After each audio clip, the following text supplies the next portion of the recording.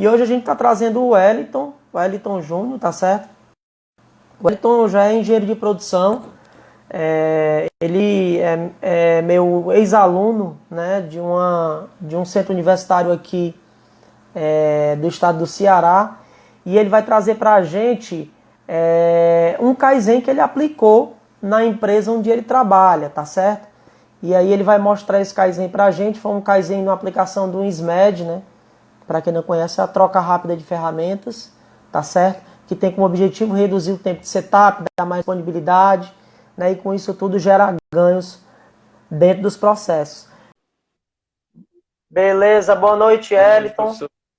Obrigado aí por ter aceitado o convite, né? O objetivo é a gente poder discutir aqui sobre esse case, né? Sobre esse Kaizen que você aplicou lá na empresa que você trabalha, tá bom? E que fique como dica, né? Fique como um exemplo de solução, né? Para a galera que está aí, galera que trabalha com melhoria de processo, trabalha com gestão da produção, independente de qual processo seja, né, mas que fique como um bom case aí para a galera se basear e depois ele procurar, trocar uma ideia com você. Ok. Beleza. Beleza? Então, eu queria que a gente começasse assim, Elton. Eu queria que você apresentasse para a galera, falasse um pouquinho sobre você, como é que você chegou no curso de engenharia de produção, como é que foi isso aí, né? Conta um pouquinho para a galera. Sempre é bom a gente entender um pouco a história aí de como é que se chega, né? Beleza. Boa noite, pessoal. Meu nome é Eliton, né? O Gleice foi meu professor e foi meu mentor aí no grupo de estudo. A gente passou aí mais de um ano aí no grupo de estudo focado no Lean, né? Hoje eu tenho 24 anos, vai fazer agora um ano que eu me formei em engenharia de produção.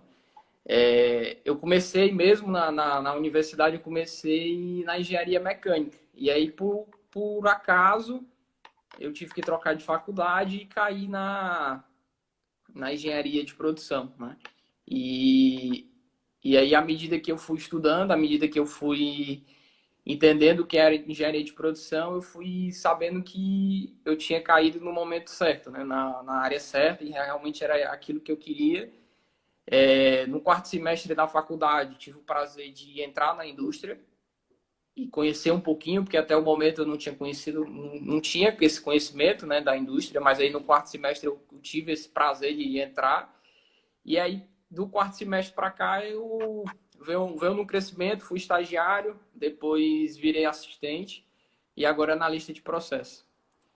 Tenho 24 anos e formado em engenharia de produção, né? Já trabalhei em uma outra empresa de professor, né, e palestrante, e hoje só focado na indústria, né? Então, vai ser muito bacana essa conversa, né? Agradecer a oportunidade do professor aí pelo convite, fiquei muito feliz quando ele me convidou, né? Ele acompanhou de perto aí tudo que eu estava fazendo no projeto, né? A gente trocava várias ideias no grupo de estudo e no dia a dia a gente trocava essas ideias, então ele acompanhou o resultado, quanto que foi complicado desde o início até chegar ao final. E então, quando eu recebi o convite para participar, eu fiquei bastante contente de poder falar um pouquinho, né, de apresentar um pouquinho o que foi que a gente fez, de trazer um pouquinho dessa experiência e trocar ideia com vocês. Show de bola, Elton. Tu falou umas coisas bacanas aí que eu já gostaria de levantar um ponto. Primeiro, tu tá com quanto tempo nessa empresa agora? Só para me dar uma noção aqui pro pessoal como isso é rápido. Tu tá com quanto tempo nessa Eu, empresa? 4 anos, vou fazer 4 anos. Dia 5 de junho eu faço 4 anos. Já tá há bastante tempo, né? Isso, foram 2 anos de Mas, estágio, um ano e meio, 1 ano e 4 meses de assistente e agora analista. então, pessoal, ó, só para vocês terem uma ideia, ó, ele acabou de se formar, né? Já está como analista. A empresa que ele trabalha é uma grande empresa, tá certo, pessoal? Para quem não sabe, é uma das maiores empresas têxteis da América do Sul. Acho que ainda é, né, Elton? Uma das maiores empresas têxteis da América do Sul. Referência, né? Então, assim, a empresa que é uma empresa que não é pequena, é uma empresa gigante. A gente está falando de uma empresa muito grande, tá certo, pessoal? Que tem planta fora do país, tá certo? É uma empresa grande, né? Então, quem olhar de fora pode dizer assim, esse menino tem muita sorte, né? 24 anos, já se formou em engenharia de produção, já está em uma grande empresa, mas, assim, não se vê o que passou, o que ele passou e o que ele fez e entregou, que é o que é mais importante, durante todo esse período. Então, assim, crescer dentro de empresa grande, pessoal, não é tão simples. Não tem só você que quer crescer lá. Todo mundo que está dentro da empresa, ele quer crescer. Só que quem são aqueles que crescem com mais facilidade? Aqueles que entregam mais resultado. Né? E era isso que eu estava conversando até com o Elton ontem, alguns assuntos, e eu, cara, entrega resultado, muito resultado, que as coisas acontecem. Isso é para vocês, é para mim, é para todo mundo, pessoal. Né? A velocidade do nosso crescimento ela vai muito proporcional aos resultados que a gente vai entregando. Né? Então, vocês que estão começando agora, ou que trabalham dentro do processo, né? A gente teve o Cristiano lá que começou como cronometrista, não tinha nem formação superior, entrou como técnico, cronometrista, o cara hoje é gestor de produção, de uma empresa também média grande.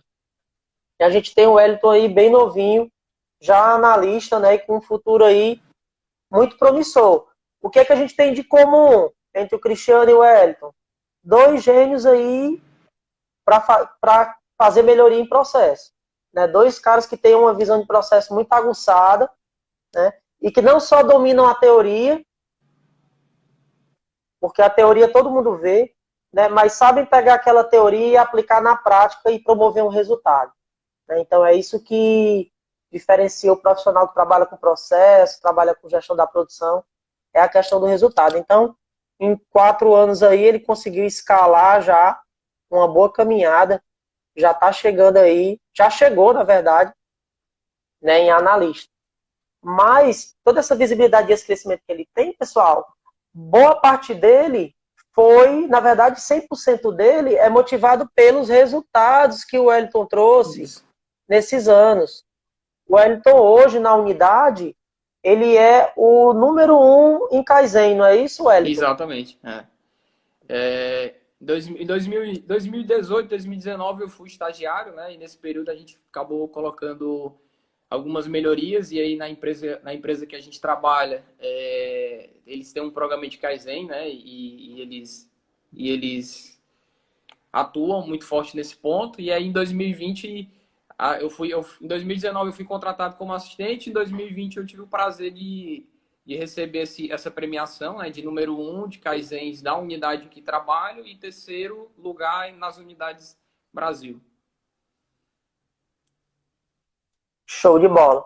Então, assim, pessoal, tudo isso é fruto, todo esse crescimento é fruto do trabalho que ele vem desenvolvendo, dos resultados que ele vem tendo.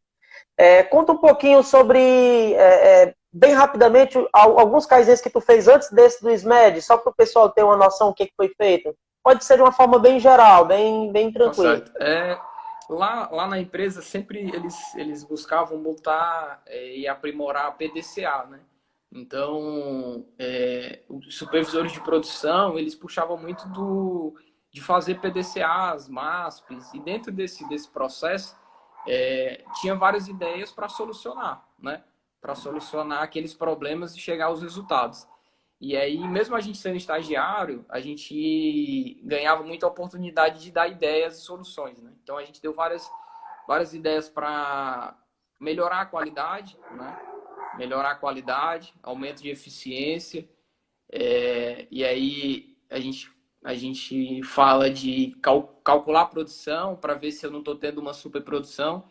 Às vezes eu tava produzindo demais para o meu setor cliente e eu não tinha necessidade. E aí daqui a pouco, no dia seguinte, minha máquina ficava parada porque eu não tinha material para produzir, mas porque não tinha necessidade.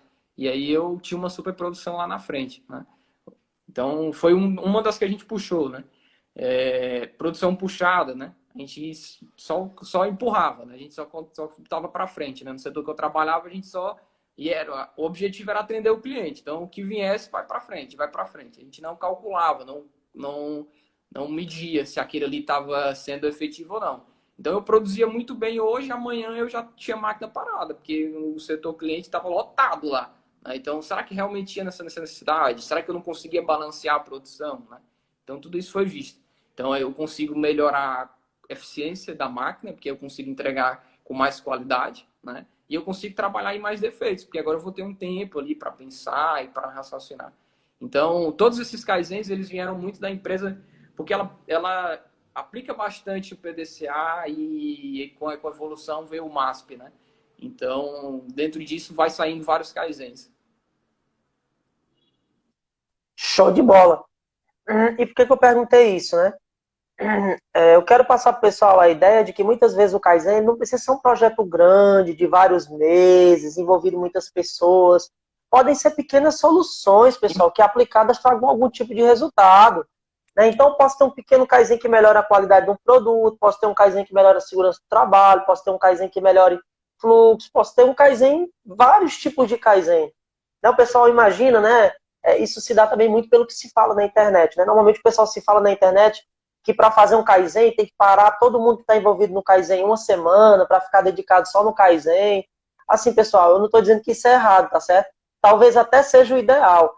Mas, assim, hoje eu desconheço uma empresa que tenha condição de parar uma equipe todinha para deixar uma semana fazendo um Sim. Kaizen, tá certo? Às vezes ferramentas simples, né, já dá um Então, resultado, um impacto muito grande. Às vezes a gente está procurando ideias mirabolantes, só que uma ideia simples, uma ferramenta, com aplicabilidade ali no pontual, vai dar um resultado e a gente junta uma equipe toda e aí vai atrás, mas para um pouquinho para pensar, pegar um pouquinho mais fácil, às vezes dá um resultado maior do que o mais difícil.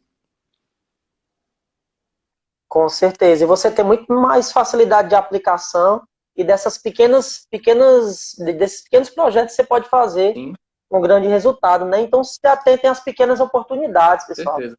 Principalmente no início, né? Se atentem às pequenas oportunidades e trabalhem em projetos menores, tá bom? Outro ponto importante que ele falou, que visualizaram, foi a questão de falta de nivelamento, né? Falta de balanceamento. Isso são pontos que normalmente afetam muito as linhas de produção. E assim, não precisa ser muito especialista para perceber, não. Normalmente, se você vê que tem áreas que tem estoques muito elevados, normalmente aquilo ali já dá um indício de um desbalanceamento em alguma etapa do processo. Né? Então, analisem tudo isso, pessoal. Quando vocês estiverem analisando aí o processo de vocês, tá certo?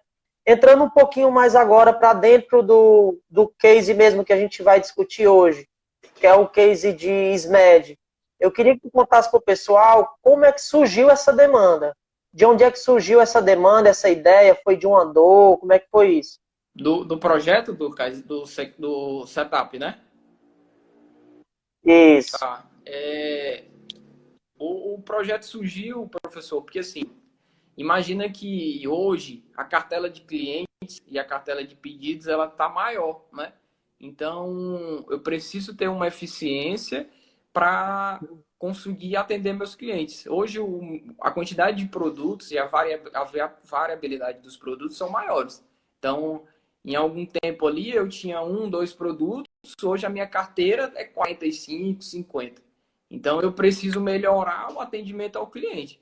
Né? E para melhorar o atendimento ao cliente, mantendo a minha eficiência, um dos pontos é o setup, né? Que é exatamente aquela parada entre um produto e outro, né? Entre fazer uma cartela de um produto e começar o outro. Então veio essa demanda e aí foi focado exatamente no setor que precisaria fazer a produção inicial para que a gente pudesse entregar.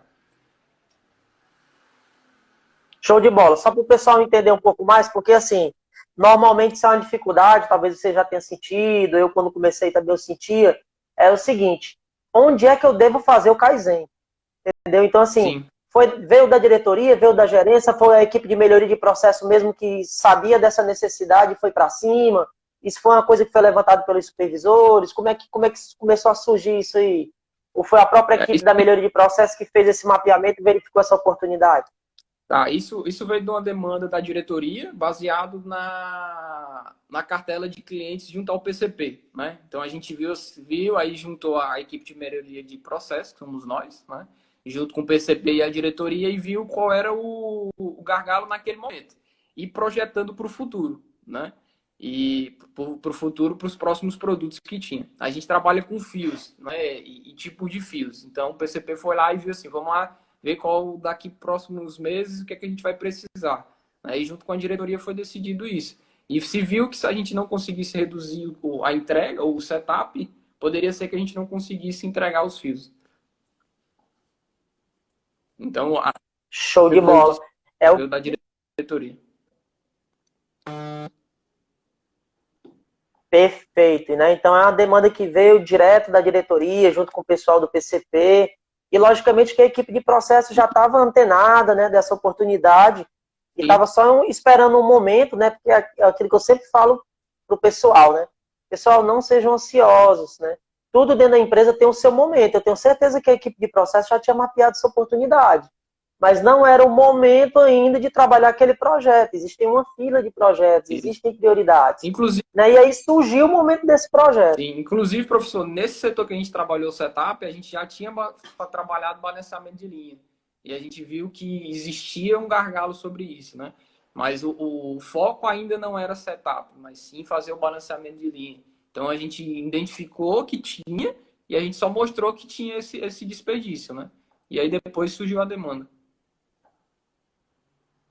Show de bola. Então, só para vocês terem assim, uma ideia de onde vocês podem atacar, onde vocês devem começar, né, quando vocês quiserem melhorar os processos.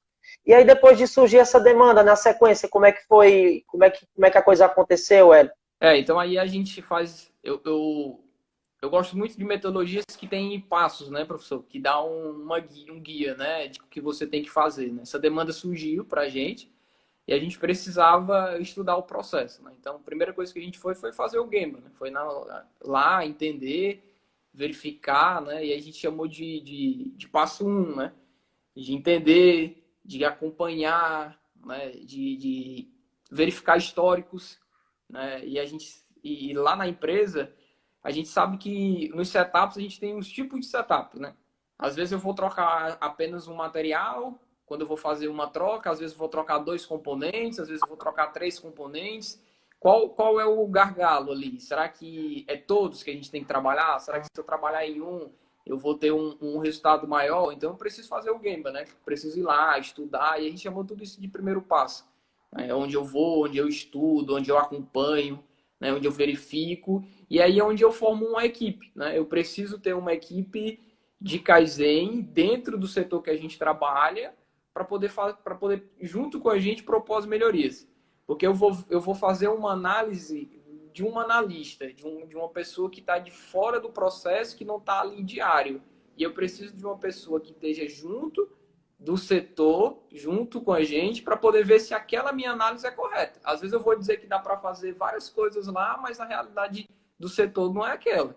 Então eu preciso que tenha alguém do processo junto comigo, preciso formar uma equipe, né? E aí eu preciso dos operadores, que para mim, nesses projetos que eu puxei, foram os caras que fizeram a diferença, né? Foram as pessoas que tinham o resultado, eles sabiam o que deviam fazer, eles só precisavam de alguém para mostrar, né? Só precisavam de alguém para dar voz a eles.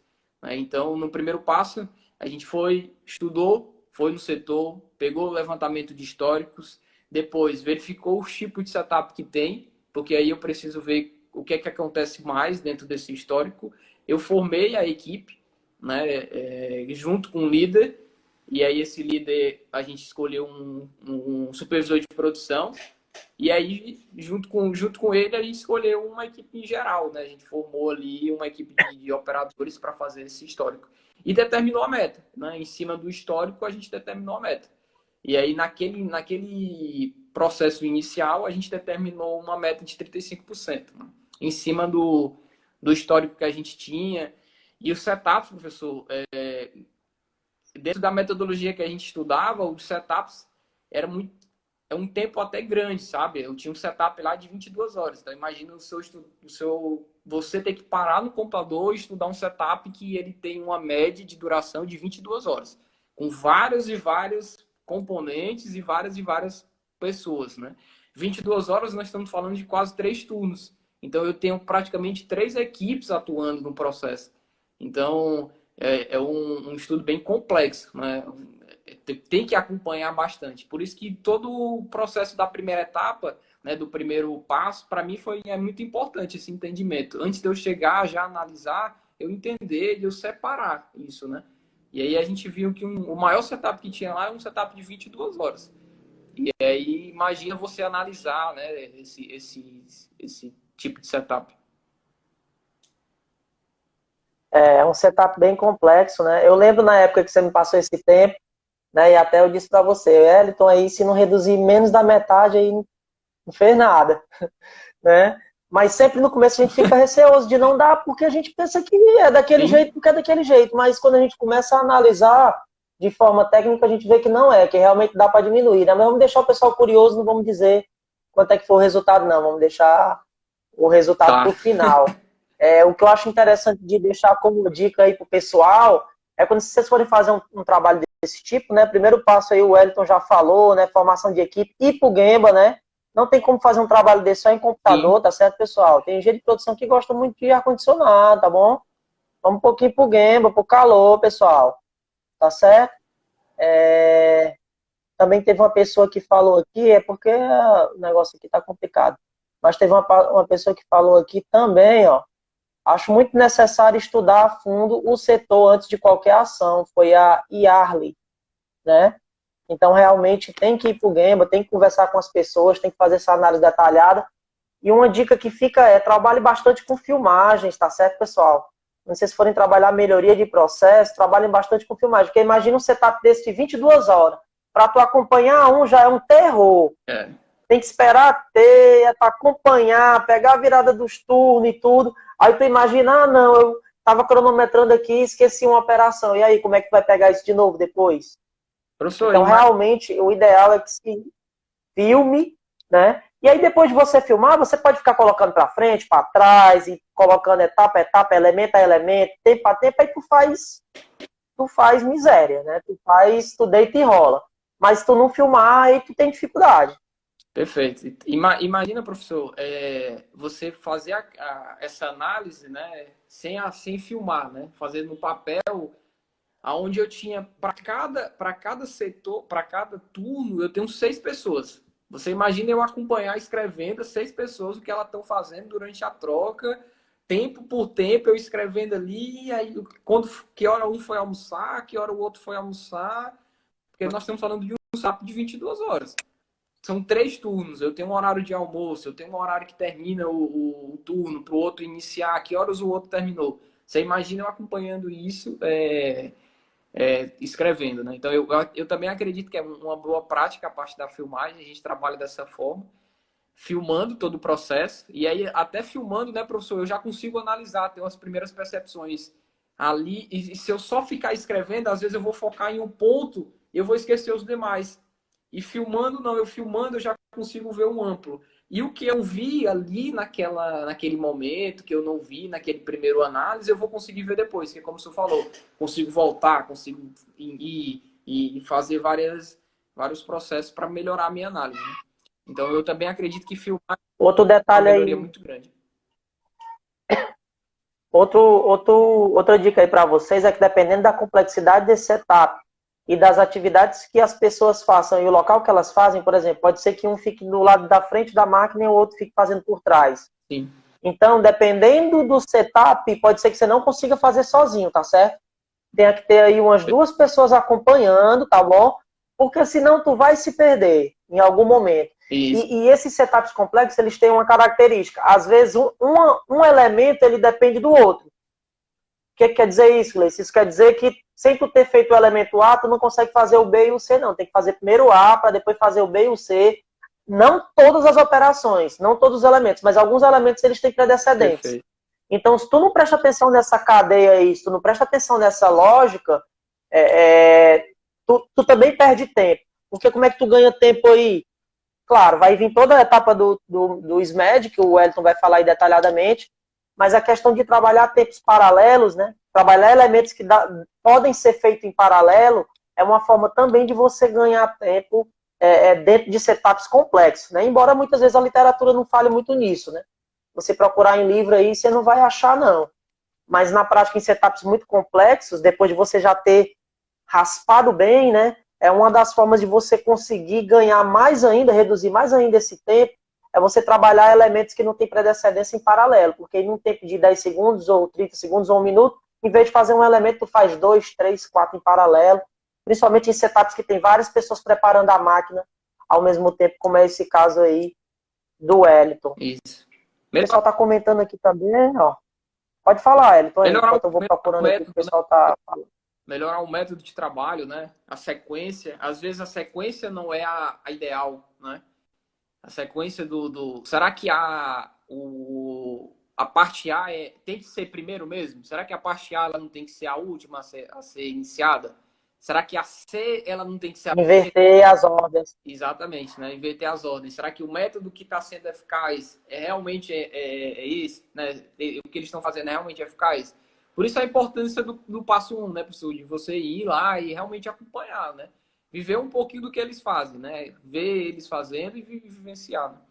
Então, é muito importante essa parte inicial. E aí, isso é uma coisa que eu vejo pouco, assim, eu vi poucos cases de TRF que a galera fala nisso. Pessoal, dentro do TRF, dá pra gente aplicar um negócio que é o balanceamento dos elementos do TRF. O que é isso? É tu fazer meio que uma espécie de balanceamento de processo dentro do TRF. Então, tu vai pegar os tempos, tu vai pegar os elementos e tu vai balancear essas cargas de trabalho dessa troca, desse processo de troca, Sim. dividindo entre os operadores e sequenciando e colocando em paralelo. É como se fosse um balanceamento de produção. Perfeito. Só que tu tá fazendo um balanceamento para o processo de setup. Aí tu vai dizer, ó, o Chiquinho vai começar a fazer o A, quando ele estiver fazendo o A, o Joãozinho vai estar fazendo o B em paralelo. Quando ele acabar o B e o C, o Henrique vai fazer o D, e aí vai indo, né? E aí vai embora. É uma espécie de balanceamento de processo dentro desse processo de troca. Isso é uma coisa que eu não vejo em artigo, sabe? Assim, em livro eu não vejo isso também, mas que na prática a gente aplica muito e para setups complexos precisa aplicar. Com certeza. É porque senão tu não consegue ter um resultado tão bom, não. A Valdeane Freitas falou aqui, ó, comentário bem interessante. O setup influenciou não só na eficiência e melhoria dos processos, como em diversos aspectos. Por exemplo, a organização. Todos os colaboradores da empresa sentiram a diferença. Muito importante esse ponto que a Valdeane falou. Para mim, a verdadeira melhoria de processo não é aquela que traz só um número, não. É aquela que todo mundo sente a diferença. Sim. Porque, assim, tem galera aí que é muito bom em número, entendeu? Para apresentar número, PowerPoint, é umas coisas mais lindas do mundo. Mas quando você desce para o processo, parece que o cara falou uma coisa lá no PowerPoint e no processo é outra. Então, melhoria real no processo é igual a Valdeane falou aqui. É aquela melhoria que todo mundo, inclusive os colaboradores daquele setor, que estão presentes lá, sente a diferença. Então, isso para mim é o maior sinal, né? Embora não seja um sinal quantitativo, mas isso para mim é o maior sinal de que realmente o Kaizen ele teve sucesso. O Eu Solver e Tecnologia falou aqui, trabalho sistêmico, precisa de ferramentas devidamente posicionadas e registradas. Show de bola, sabe? Exatamente. Inclusive, o Wellington vai falar aí mais na frente, lá na etapa de controle, né, a ferramenta de padronização que ele usou, que eu acredito que ele deva ter usado, né, para poder padronizar esse processo. Porque se a gente não padroniza também esse processo, né, dentro da etapa de controle, a gente deixa meio que uma aresta solta, né, para que isso depois venha a deixar de ser feito como foi feito dentro do Kaizen. Né? Muito bom também esse ponto de observação. O Pedro falou aqui, sem contar o pré-setup, exatamente, Pedro, né, que é onde a gente ganha mais tempo normalmente, né, no chamado setup externo. Eu Severi de novo falando aqui, ó, isso parece bastante a otimização de processo, esse tipo de análise em diagrama de Gantt. Exatamente. Né? É uma espécie de diagrama de Gantt mesmo, que a gente faz, tá certo? Isso não é muito conhecido dentro da literatura, mas são coisas que a necessidade do Gemba vai nos puxando, né? E aí a gente vai fazendo isso. É exatamente com o Gantt, né, professor, que a gente começa a distribuir as atividades, né, que é o que o senhor falou, né? Será que o Pedro ele consegue fazer isso? Será que o fulano consegue fazer isso agora nesse momento? É exatamente no diagrama de Gantt que a gente começa a ver Isso no computador para depois ver na prática, né? Show de bola. E depois desse passo 1, de formação de equipe, definição de meta, análise do processo no Gemba, como é que vocês Aí, caminharam? aí a gente começa a analisar, né, professor? Aí começa realmente a ação do processo, né? A parte mais legal que eu acredito que é a análise, né? É analisar, né? É ir lá, é filmar o processo, é ver acontecer, né? Filmar ele por completo, né? Do início ao fim e depois eu analisar ele, né? Na minha visão de analista, né? E é importante perceber, professor, como a organização é extremamente importante, né? Quando a gente fala de setup interno e externo, a gente já começa a usar essa ferramenta no passo 2, né? Que é onde eu vou analisar. Então, eu filmei todo o processo, eu estou com o processo todo de setup filmado e agora eu vou sentar e vou analisar. E dentro dessa análise, eu vou garantir algumas ferramentas. Uma delas é o interno e o externo. E é impressionante como você consegue ganhar já algumas porcentagens, né? Daquela meta de 35%, é algo que você falou que não pode falar agora, né? Mas depois a gente fala. Então, a gente já consegue chegar muito próximo. A gente já consegue chegar muito próximo só usando a ferramenta do interno e externo, né? Você vê essa parte de organizar, de preparar, né? Como é importante para um setup, né? Nos treinamentos que a gente passa muito treinamentos, principalmente para a operação, para eles poderem entender esse processo, que é exatamente o que o senhor falou. Não é só números lá na frente, é deixar uma equipe que ela entenda o que ela tem que fazer e uma equipe pronta para continuar a melhoria, né? Então a gente foca muito na operação e explicar isso para eles. E nos treinamentos que a gente passa, a gente fala muito disso, né? É como se a gente fosse uma Fórmula 1. Na Fórmula 1, quando o carro vai passar lá no pit stop, já está todo mundo preparado. Eu já tenho o piloto, o mecânico que vai fazer isso, eu já tenho a ferramenta que o mecânico vai fazer isso, eu já sei o que, que ele vai fazer. Será que no meu setup eu sei de tudo isso? Será que eu não vou procurar alguma coisa, que é uma das coisas que mais aconteceu? Eu vou procurar informação, eu vou procurar material, eu vou procurar o que, que vai acontecer, eu vou ter um excesso de movimentação muito grande, né? E aí a gente leva isso, a gente usa muito esse exemplo da Fórmula 1, né? Será que todas as ferramentas já estão preparadas? Será que a máquina está em condição de base para me fazer a troca? Será que tudo já está organizado? Então, dentro do passo 2 a gente começa as análises, a gente vê isso, né? E a gente também utiliza do diagrama de espaguete. Eu não sei se o senhor utiliza esses, mas a gente utiliza bastante para ver a movimentação. Para ver a movimentação. Exatamente. Sim, Então a gente sim. usa o espaguete para ver a movimentação, até para justificar para eles essa procura, né? O cara vai buscar, será que não podia estar aqui? Será que a gente não podia organizar um estoque? Será que não existe algo ali para deixar tudo bem preparado, bem organizado para no momento de fazer, né? Então a gente usa essa ferramenta para poder auxiliar, né? Claro, ela vai mostrar algumas coisas que acontecem na preparação, que deveria acontecer, né? Que deveria acontecer, tipo, de movimentar, de preparar, tudo isso, né? Mas ela dá um todo de quanto o operador se movimenta. E aí é impressionante o quanto que ele se movimenta. Talvez ele corra uma maratona ali no setup. Né? Você fazendo o desenho, é até difícil depois você saber onde foi o início que ele começou. De tanto que roda lá para buscar material. E aí também vai tudo daquilo lá que a gente falou. Será que o A é o certo para fazer? Será que eu não tenho que fazer o D primeiro? Aí eu fazendo o D, eu já vou reduzir a movimentação dele. E esse D, ele é o preparar. Eu tenho que fazer no setup externo. Eu tenho que fazer antes da máquina parar. Né? Eu tenho que deixar isso já pronto para quando a máquina parar. Então, tudo isso a gente vai fazendo no passo 2, né? E a gente monta. Né? A gente usa um documento que é exatamente muito parecido com o Gantt. Né? A gente chama de diagrama homem-máquina. Eu faço o tempo da máquina parada em cima do que cada operador estava fazendo.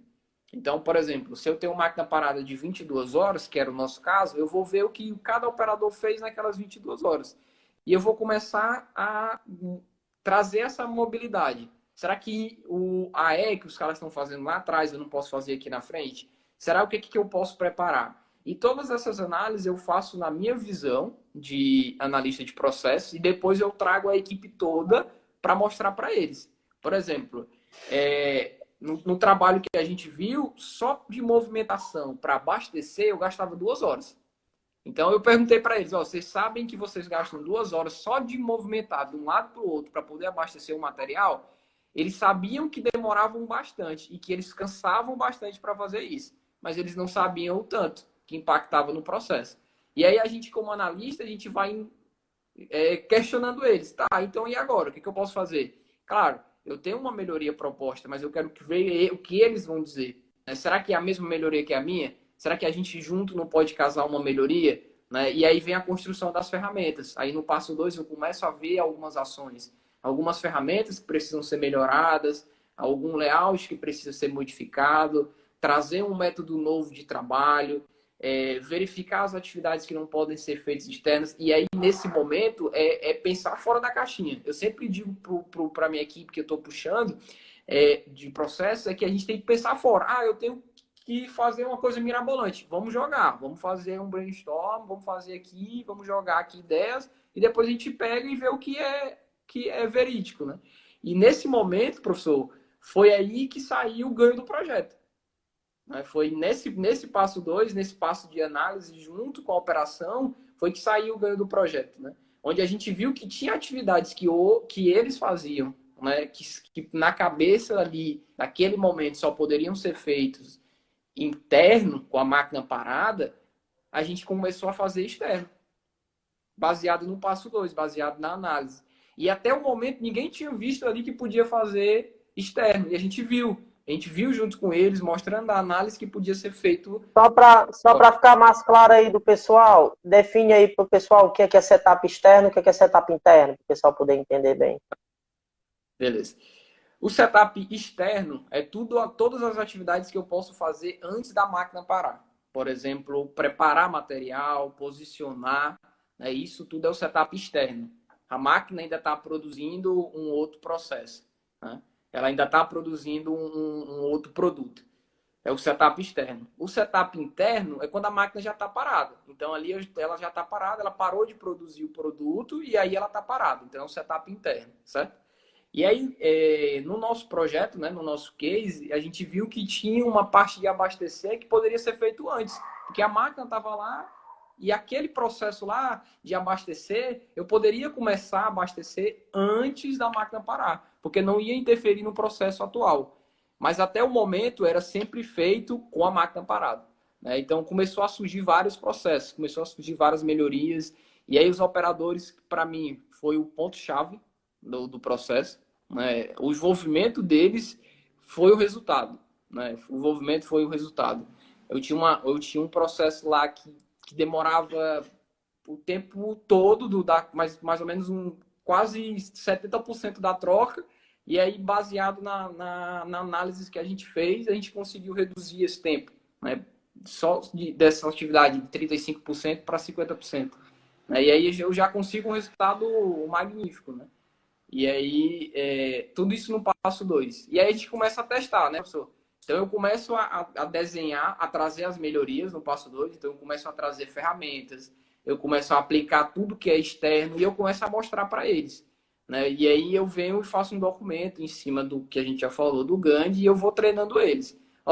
Antes eu fazia do mais pesado para o mais leve. Só que foi visto que é melhor o contrário. É melhor eu começar do mais leve para o mais pesado.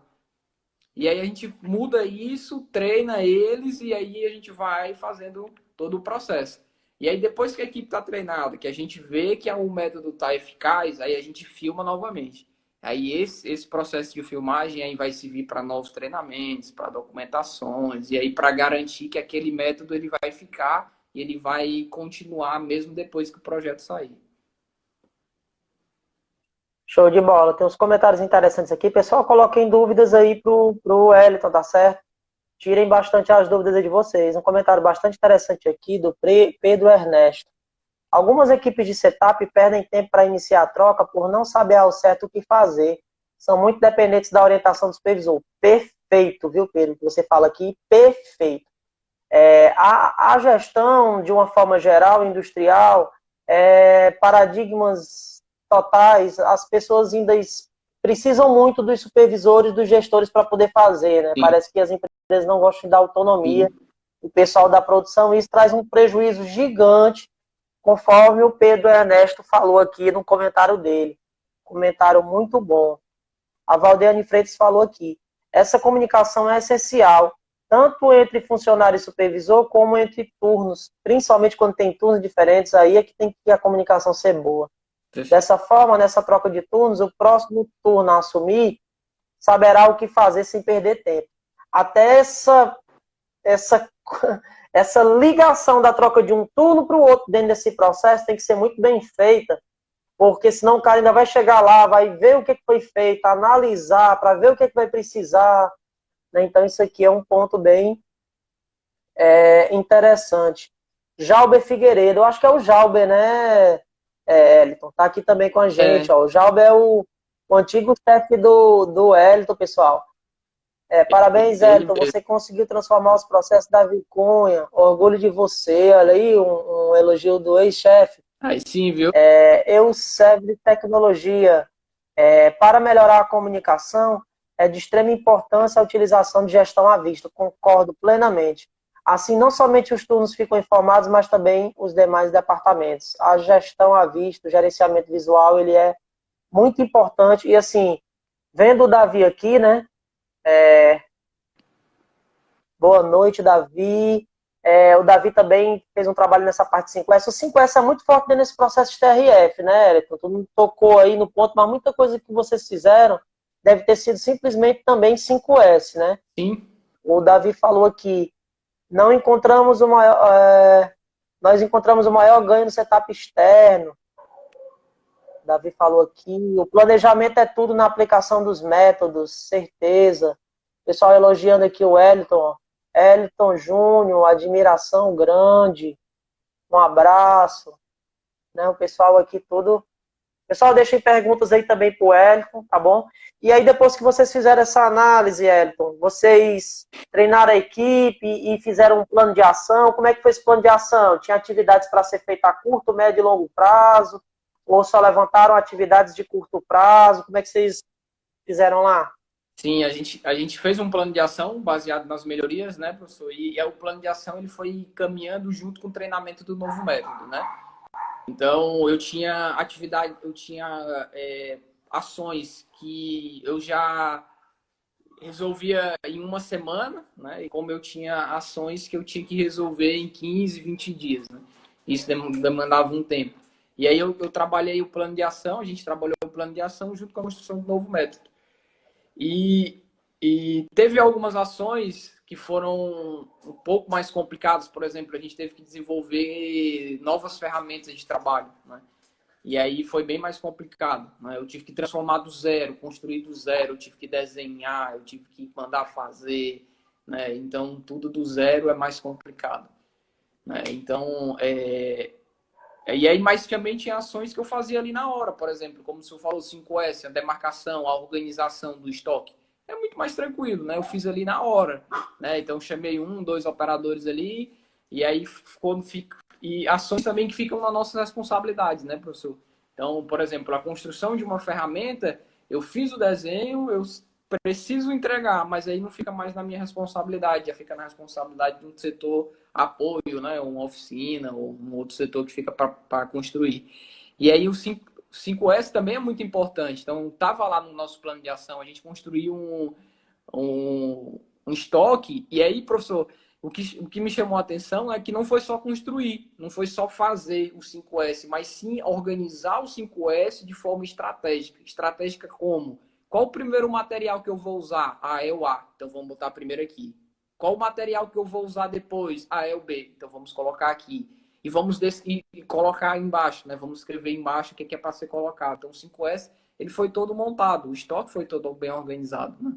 E aí o senhor falou também sobre gestão à vista, né? A gente também cria uma gestão à vista, principalmente para troca de informações de turnos. A gente está falando de um setup de 22 horas que pega 3 turnos. Se os turnos não conseguem se conversar, eu não consigo trocar informação. Eu sempre vou ter o que eu mais tinha de desperdício, que era o tempo de espera. que é que o supervisor do turno A vai passar ainda para o supervisor do turno B, para depois o supervisor do turno B passar para os operadores. Então, eu tinha essa perca de tempo de espera. E a gestão à vista também nos auxiliou nessa informação, né? Um quadro onde eu consigo colocar as informações, onde eu vou antecipar, onde eu vou ter um checklist, onde eu vou ter as informações da troca. Então, tudo isso acontece durante o plano. E também está no plano de ação, né? A construção do quadro de gestão à vista. Show de bola, né? Essa etapa que você falou aí de sequenciamento, né? Dos materiais que vão entrar na produção tá entre o quarto e o quinto S, né? Que é essa você bater o olho e saber que uma coisa não está no local certo, né? É você ter aquela sequência certa que aquelas coisas vão entrar. O Maxwell falou um negócio aqui interessante. Esse trabalho de analisar as atividades internas e externas foi de extrema importância. Conseguimos ver na prática o que estava atrapalhando o nosso processo, né? Deve ser lá da empresa também. Isso. É o O líder do Davi meu disse que projeto. 5S é a base. Ah, é o líder do seu projeto, né? Parabéns, viu, E Maxwell? O mérito aí é tudo seu, tá certo? A gente sempre, isso é uma coisa que eu venho enfatizando, né? Todas as lives, todos os treinamentos, é que o mérito sempre é da equipe, pessoal. Sempre, sempre, sempre, sempre é da equipe que faz, né?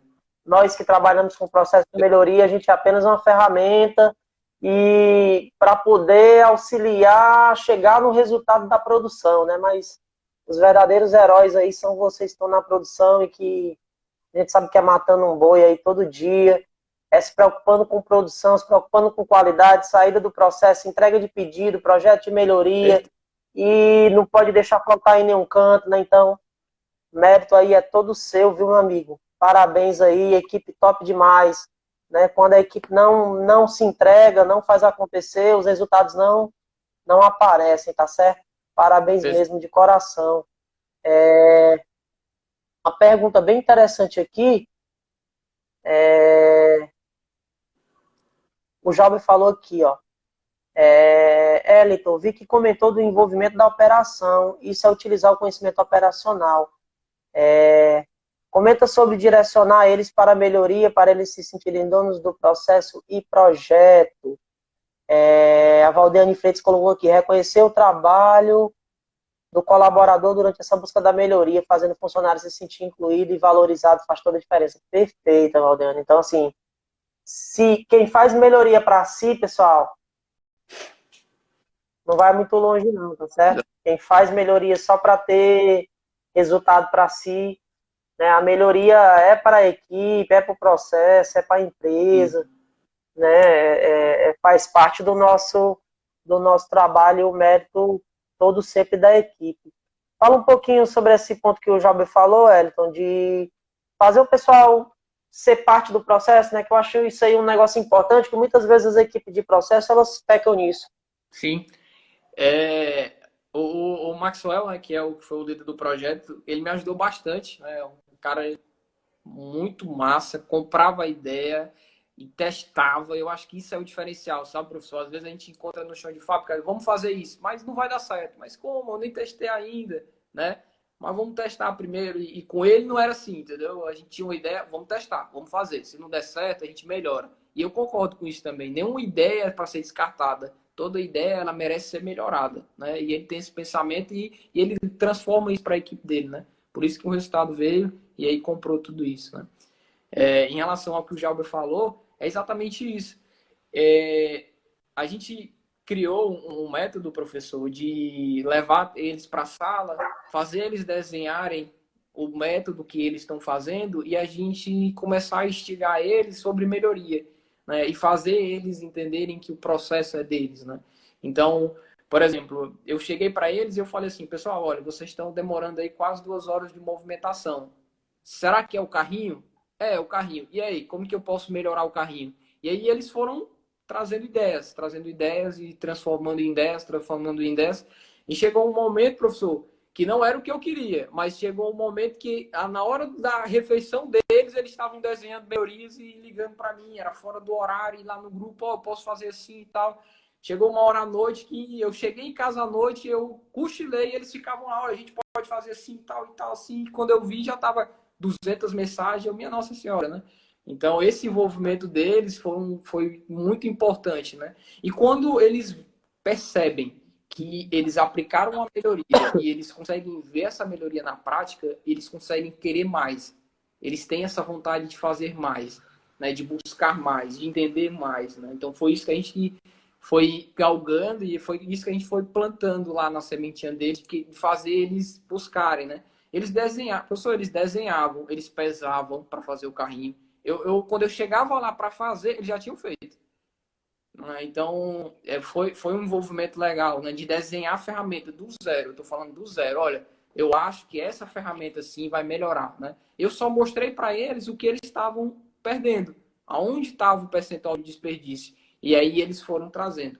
E aí eu sempre deixei muito ciente que aquela ideia era deles, que eu estava ali, eu era só um braço a mais para ajudar, porque a gente sabe, como o senhor falou, a produção é muito dinâmica, todo dia é uma coisa diferente, é um negócio impressionante. Um problema hoje não é o mesmo de amanhã e depois não é o mesmo. Às vezes é um negócio assim dinâmico realmente a produção. E aí eu sempre deixei eles claro que as melhorias vinham deles e eu era apenas um braço. Era só um cara ali que estava apoiando e que ia fazer a melhoria acontecer, né? E aí eles realmente compraram a ideia. O Kaizen, ele vicia, né? O Kaizen, ele vicia. Assim, o pessoal, quando se envolve, o pessoal se... E assim, quando eles percebem que é simples, eles caem para cima. Porque o problema é que às vezes eles pensam que as coisas são complexas, mas quando eles veem que é simples e que vê que qualquer um pode fazer, aí eles se motivam, porque eles começam a se sentir realmente uma parte verdadeiramente são daquilo ali, né? E o raciocínio é muito simples de fazer isso. Se não, vejamos, o que é melhor? Ter só o Wellington pensando ou ter 10 pessoas de um setor pensando? Imagina aí. É melhor tu ter um cérebro pensando ou 10 cérebros pensando? É muito melhor tu ter 10 cérebros pensando. Com certeza. Já imaginou essa capacidade de processamento de 10 cérebros pensando? Ah, Gleison, mas são de operadores, é o mesmo cérebro da gente, pessoal. Não tem diferença nenhuma, não. Sim. Talvez ainda consiga processar até mais rápido, porque eles estão inseridos ali dentro daquele ambiente e tem mais informação do que a gente. Sim. Então, o potencial de melhoria é muito maior. Né? Eu não sei como é que alguns melhoradores, gestores de produção, não contam com sua equipe para poder fazer melhoria. Quer fazer só da sua cabeça. Né? Deixar só uma cabeça pensando quando poderia ter várias cabeças. Eu vou deixar uma pergunta aqui muito massa que o El Solver Tecnologia fez. É Solver Tecnologia. Você já utilizou ferramenta para acompanhar a eficiência após essa entrega do projeto? Muito importante isso aqui, tá certo? E é um dos pontos que a galera falha muito em deixar de medir isso aí. Como é que vocês fizeram lá? Professor, na hora que o senhor perguntou, travou. Eu não entendi. Estou tentando procurar a mensagem dele aqui para poder ler. Não, tá, só chegou aqui para mim. Você já utilizou ferramentas para acompanhar a eficiência após a entrega do projeto? Ferramentas para acompanhar, né, a eficiência da entrega.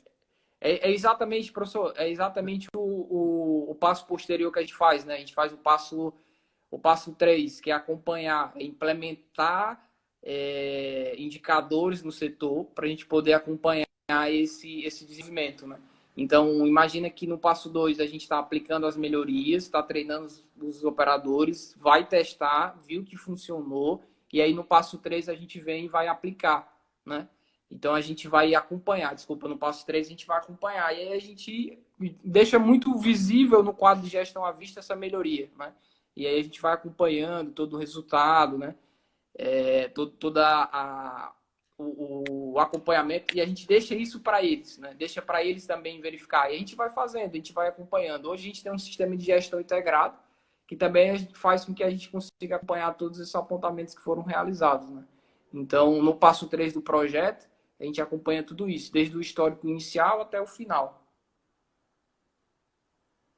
Pronto, eu vou te fazer uma pergunta que talvez vá responder até melhor a pergunta do Sever. Então, diz aí para a gente quais foram os resultados do projeto, né, em termos de redução de tempo e o que isso impactou na questão de produtividade e eficiência, se vocês conseguiram calcular, né, que eu acho que é essa a pergunta do Solveri Tecnologia. Tá.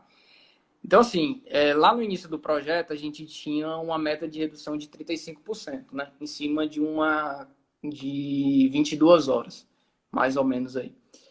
Numa média de 22 horas. O resultado final, a gente ficou ali em 8 horas, né? De 8 a 10 horas, em média, de troca. Então, a gente teve mais do que 35%. A gente conversava muito sobre isso, né, professor? Os 50% tá bem assim, né? Só falta aplicar, né? Os 50% é tranquilo, vamos lá. Se a gente já chegou a 35%, 50% é fácil. Então, a gente saiu de uma média de 22 horas para uma média de 10 horas. Né? Então, a gente até manter no mesmo turno uma média de 8 horas. Né? Então, tudo isso a gente acompanhou através de históricos. A gente tem uma planilha de passo a passo, né? de aplicação. Então, a gente acompanha nessa aplicação, nesse uso de ferramentas. A gente volta lá para ver se o SMED, se o espaguete diminuiu, né? Se a movimentação diminuiu, se as ferramentas estão sendo aplicadas. A gente filma novamente para ver se o método realmente foi eficaz, né? E aí a gente vai acompanhando na gestão. E tudo isso tem um prazo de 4 meses. E aí não fica só na nossa responsabilidade, a gente entrega o resultado, né? Então, e fica na responsabilidade também da supervisão de acompanhar, né? De verificar, de ir atrás desses resultados. E aí tá também na gestão à vista. Então, esse foi o resultado. Nós saímos de um patamar de 22 horas. Isso a gente está falando de um setup só, tá, professor? Lembra que lá no início a gente falou que tinha vários setups. Um que eu tinha uma troca só de uma ferramenta, outra que era 2 trocas de ferramenta, uma que era uma troca total, que era complicadíssima, que era exatamente essa que a gente escolheu. E aí, eram 5 setups. Um eu tive resultado. Se eu tive resultado nesse, que tinha todos os outros componentes, o resultado dos outros foi uma consequência. Então, uma que era 3 horas, eu passei Exatamente. a ganhar. Uma que era 3 horas, eu passei a reduzir que era 5 horas, eu passei a reduzir para 3 horas. Um que era 3 horas, eu passei para reduzir 1 hora e meia. E um que era 1 hora, eu passei a reduzir para 25 minutos. Então, quando eu fiz aqui no maior, a consequência do resultado veio para todas as outras, né? Efeito cascata, porque alguns elementos se repetem em todos os setups, né? Embora sejam setups diferentes, os elementos se repetem. Então, se eu melhoro um elemento de um e ele está em todos, eu estou melhorando o elemento de todos, né? Perfeito. Show de bola. Um número interessante que ele falou foi o período desse projeto, 4 meses, né? Isso. É o máximo, assim, que eu acho interessante, sabe? Eu acho que Kaizen tem que ter aí, no máximo, Kaizen projetos, né? Não Kaizens rápidos, né? Que pode ter um Kaizen de um dia, de uma Sim. semana, mas um projeto Kaizen, eu acho que o máximo que ele pode ir é de 1 a 4 meses. Passou disso, já fica muito longo, demora muito a ter resultado, a pessoa já começa a ficar apreensivo, Isso. já começa a ficar, né? Psicologicamente, né? O ciclo que mais se fala que é um dos ideais para uma mudança mais complexa num processo de uma pessoa, na cabeça de uma pessoa, são 3 meses. Sim. Né? 3 meses é um número aí meio cabalístico aí que se chega. Mas de 1 a 4 meses, dependendo da complexidade do projeto, do processo, é um número razoável, tá certo? A média dos Kaizens aí vai dar 2 meses, 3 meses, né? Vai ser uma média aí que a galera faz a maioria dos Kaizens. O resultado foi, né, na época a gente brincava, né? O Wellington aí é mais de 50% de certeza. Deu 63%, eu estava calculando aqui, nesse setup, Perfeito. Exatamente. né? E aí, para a gente poder, foi mais ou menos isso, né? Eu calculei aqui agora, na hora aqui. Muito, muito violento, muito interessante. Eu acredito que pelo número que está ainda dá para diminuir, tá certo? Ainda está ainda muito alto. Mas só que agora para diminuir não vai ser mais tão simples não. Agora o negócio, o bicho já pega Sim. mais. Provavelmente pode precisar de investimento e tal. Então a coisa não é tão simples não. Pessoal, melhorar no começo é muito fácil. Agora depois que o negócio já vai ficando ralozinho, aí é que o bicho começa a pegar, né? E vocês chegaram a calcular o impacto desse ganho na produtividade?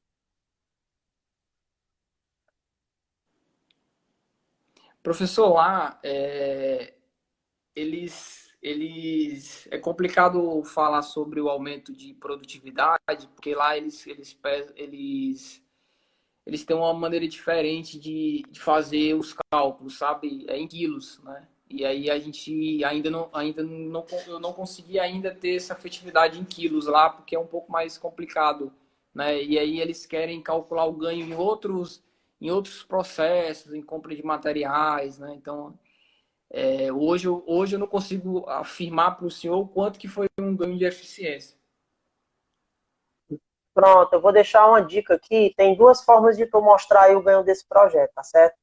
Então, a galera, para ter mais impacto nos projetos, tem que ter muita habilidade de mostrar isso aí. Uma forma é tu mostrar pelo ganho de produtividade. Independente de 100 quilos, tonelada, grama, peça, metro, o que seja, tu vai pegar a quantidade de produto que dá para ser produzido nesse tempo que foi ganho, Sim. em cima da quantidade de setups que é feito, sei lá, numa semana ou em um mês. Né? E aí tu vai pegar essa quantidade de setups, tu vai pegar esse tempo, vai transformar esse tempo para peças que foram ganhas, e aí tu vai conseguir comparar essa produtividade antes com a produtividade depois. Né? Tu consegue fazer esse paralelo aí e mostrar esse ganho de produtividade. O que acontece? Em projetos de TRF, mesmo que se tu tem setups altos, mas tu não tem uma alta frequência desses setups, normalmente esses ganhos eles não são muito impactantes em termos de produtividade. No caso, como é uma empresa muito grande que tem muita escala, vai acabar sendo. Toda melhoria gera um ganho muito grande. Então, faz esse cálculozinho aí, converte lá esse tempo para peças, ou quilos, ou metros, ou o que seja, e faz esse parâmetro de produtividade que tu consegue demonstrar esse ganho de eficiência, que é o que o Eu Sobre Tecnologia perguntou. E a outra forma que dá para mostrar um ganho muito grande, né, é a questão do custo-minuto, né? Você pegando aí quanto é que é o custo-minuto dessa máquina, desse processo, em dinheiro, e convertendo essa quantidade de horas que você conseguiu reduzir, você vai conseguir mostrar esse ganho aí em termos financeiros, né? E é interessante que você troque uma ideia com o pessoal da controladoria, né? Porque como é uma empresa grande e tal, né? Isso é até uma coisa boa para vocês começarem a padronizar todos os projetos de melhoria de vocês terem esses indicadores. Produtividade, qualidade, redução de custo-minuto, né? Vocês terem esses indicadores padronizados para quando vocês finalizarem o projeto, vocês já bater esses indicadores, já passar para a controladoria já valida e aquilo ali já entra dentro do resultado de vocês. É muito importante isso aí porque fica tudo registrado. Sim. Beleza? Deixa eu ver se tem mais alguma pergunta do pessoal. A Romélia e sua amiga está também presente. A líder da nossa turma, né, professor? Então, pessoal, se tiver mais alguma pergunta, a líder. Então, assim, pessoal, se alguém ainda tiver mais alguma dúvida para o Wellington, pode colocar aí.